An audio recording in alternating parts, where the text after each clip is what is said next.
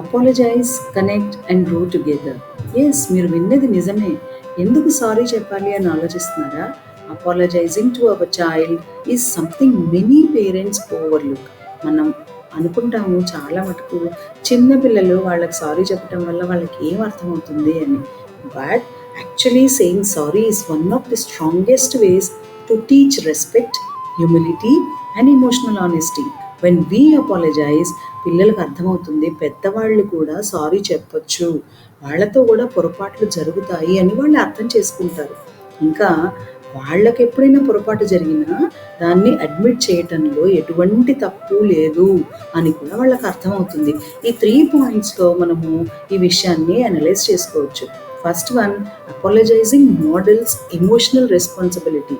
అంటే పెద్దవాళ్ళుగా మనమే ముందుగా అపాలజీ చేయటం వలన మనము సారీ చెప్తే ఎలా ఉంటుంది అనే ఒక మోడల్ని వాళ్ళకి చూపిస్తున్నాము. I'm sorry for raising my voice or I should not have done that అని పిల్లలతో అన్నాం అనుకోండి, they start understanding that accountability. Second point, it strengthens your relationship. ఓ చిన్న sorry coupled with warmth builds trust between the child and the parent.